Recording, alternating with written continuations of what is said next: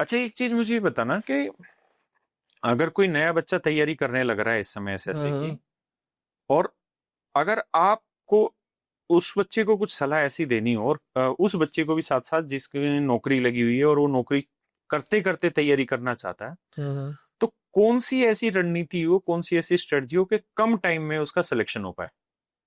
पहले तो sir main होता है सर सिलेबस कंप्लीशन। हम्म। आप ही देखते होंगे सर, जैसे आप लाइव क्लास लेते हो, हम्म। पहले दिन जितने बच्चे लाइव रहते हैं, लास्ट दिन बिल्कुल नहीं रहता है। 10% ही बस ये बचते हैं। 10% बहुत बड़ी चीज है, एक वही वही परसेंट वही फिर शिकायत करते हैं कि सिलेक्शन नहीं हो रहा है, सिलेक्शन नहीं हो रहा। घपलेबाजी हो रही है।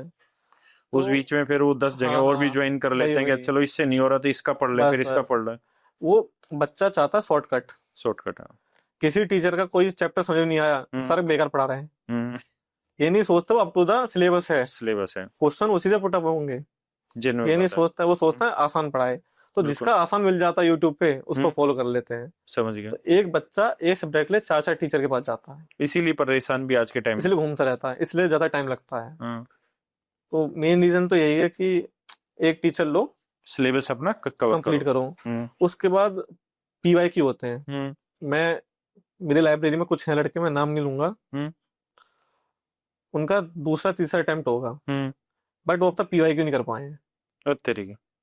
पीवाईक्यू तो बेसिक है, वो तो वो पहले अटेम्प्ट में ही कर लेना चाहिए। हाँ, क्योंकि 80 से 85% हाँ पीवाईक्यू हाँ, रिपीट होते हैं, तो आपकी उस पे तो पकड़ होनी चाहिए। बस हम्म। पीवाईक्यू 5 साल का कितना टाइम लेते हैं सर?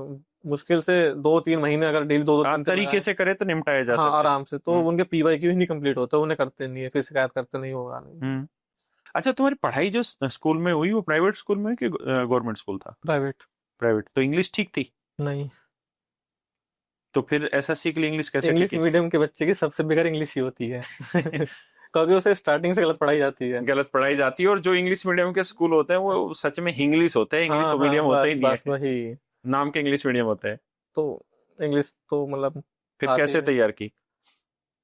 सबसे कम जो मैंने पहला मॉक दिया था लाइफ का, तो हाँ। उसमें 95 मार्क्स थे, अच्छा। जिसमें सबसे कम इंग्लिश इंग्लिश में ही थे 10 नंबर। अच्छा, फिर? अब कैसे हो सर? तो हम्म। टीचर जरूरी है सर, हर चीज के लिए जरूरी है टीचर है। हम्म। तो मेरी पर्सनल ओपिनियन है कि कंजूसी तो नहीं करनी चाहिए कि हम्म। यूट्यूब पे फ्री वीडियो देखते रहें, हाँ, उससे। किसी की प्लेलिस्ट दिख गई 40-50 वीडियोस की तो हो जाएगा, हम्म। ऐसा नहीं होता है। तो मैंने बैच लिया, हम्म। 180 या 210 अराउंड वीडियोस थी हम्म। जयदीप सर की, हम्म। सारी कंप्लीट करी, रिकॉर्डेड देखता था लाइव? रिकॉर्डेड, दिन में रिकॉर्डेड। 5-5। अच्छा, 2x 3 टू स्पीड एक्स पे। टू एक्स ही थी उस समय तो। हम्म। तो दिन में 5-5 वीडियोस, हम्म। 1 महीने में कंप्लीट हो गया। हम्म। बट दिमाग में नहीं घुसा, घुसना ही नहीं था, तूने कहाँ से बस घुसेगा? खत्म किया। हाँ, हम्म। बट एक मेमोरी थी हम्म। कि हाँ ये ऐसा होता है, पढ़ा था। उस मेमोरी को क्लियर करने के लिए मैंने लिया प्रैक्टिस बैच। जयदीप सर का ही? हाँ, हाँ। क्योंकि उधर वो लिंक हो जाएगा, तो हम्म। लगातार 2-3 प्रैक्टिस बैच लिए, हम्म। वो किए, बाकी प्रैक्टिस करी। तो और लास्ट में तेरा स्कोर क्या था, याद है कुछ इंग्लिश में? इंग्लिश में 119 था, मेंस में 119। 19। ठीक था। हाँ हाँ। अच्छा स्कोर था।